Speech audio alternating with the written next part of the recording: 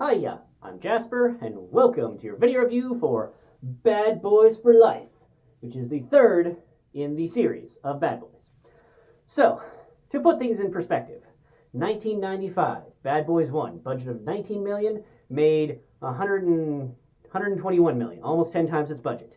Then, 2003, 8 years later, they make Bad Boys 2 with a 130 million budget, and it made 273. So I think in movie math, you traditionally need double your budget in order to be successful and make money. So 273, not quite double that, but this was 2003 when DVDs and then eventually Blu-rays and all that were still a big money-making apparatus. So it didn't really matter as much if you didn't make back your whole budget in the theater, because you would make back quite a bit if you were popular enough in home video sales.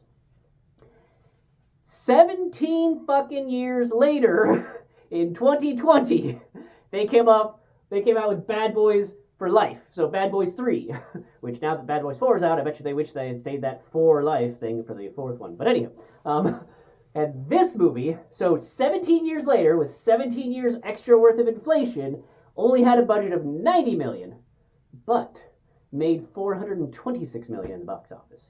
So clearly, they brought back whatever they needed to bring back with the Bad Boys franchise to bring the audience back. Maybe it was the long hiatus and the nostalgia, or, in my opinion, they just made a better movie. So this movie, until the fourth one, was definitely the best of the series. You had enough callbacks to 1 and 2, you had enough characters coming back, you had new introduction of characters, almost like a Blade Trinity introduction of like a new team, but the new team was excellent and hilarious and funny, and I liked it. And the storyline was about the characters, and yes, they still had the bickering back and forth, but their characters have grown somewhat, and they've been together this whole time, so it's not like, they... In the first one, it just kind of felt like they were at the edge of their rope, and the second one had a little bit of that too, with some tension. With this one, like, it's an old married couple, basically. They're going to stay together, but they're just having this back and forth.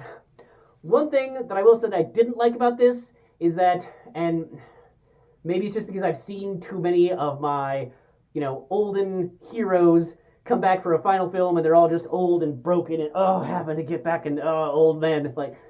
But I didn't like, personally, how they focus so much on, the characters aging and this one's retiring and you have gray in your beard, Mike. And so I am glad, it's not really spoilers, but in the fourth one, they don't focus on we're old men and dying beards and blah, blah, blah. No. So, and I think they were a little premature with I don't know if Will Smith dyes his beard, but I don't think he does. I think they had to dye it gray for this movie, for that scene, because I think that he still has a regular ass black beard on a regular basis, or I guess a glorious goatee on a regular basis, because it's fucking Will Smith, and he always, looks excellent. Regardless of the slap thing, he makes excellent movies. So, this movie, it does a good job of calling back and getting all those, but also having a good plot line for them to have that motivation going forward. And I think that it's cool with this one that we find out more about Will Smith's character and that he gets, I would say,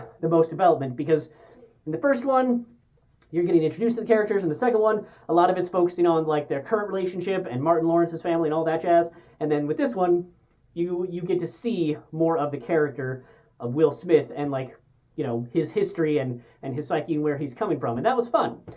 While also still being Mike Lowrey, you know what I mean? So it's a very fun movie. They also have good action scenes that are shot well and shot entertainingly, while also, not being ridiculous with their budget, evidently, because it didn't feel ridiculous over how the Fast and Furious movies are okay, we need to go to this country now and this country in Dubai and blah blah blah blah blah blah blah blah blah, all these other amazing locales to do a couple of action scenes there and then we're off to another one, which is interesting and maybe gives them a lot of tax credits or whatever, I don't know. But with this one, it wasn't about that.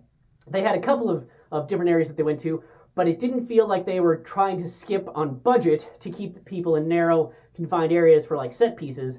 But they did a good job with their budget to give us an excellent action movie with really fun comedy and the two interacting, as well as an actually good storyline this time that I enjoyed and I thought was good. So, yeah, and I want to say, I think Martin Lawrence lost a bit of weight between the second one and the third one, because the first one, he was like fit like Will Smith almost. And then the second one, time had caught up with him a bit. With this one, I feel like he had a personal trainer or something and lost a bit of weight, looking a little slimmer, looking nice. Good for him. And yeah, so this movie was a lot of fun, and yeah, I do recommend it. I think that if you've watched the other two, you should definitely watch this one, and you have to watch this one before the fourth one in order to really appreciate all of the things that are happening in the fourth one. The fourth one, they do enough explaining to like refresh your memory, so if you haven't watched this one immediately before the fourth one, you're okay, just as long as you've watched it at least once. And if you haven't watched it at least once, because maybe you gave up because the second one was too convoluted for you, give it a chance. It's worth it. But since it made $426 million in the box office, I feel like many people who like the first two probably already gave this one a chance and are like, oh yeah. So here's my reminder to you. Go watch this movie. That's all I have for this one. Thanks for watching. Bye.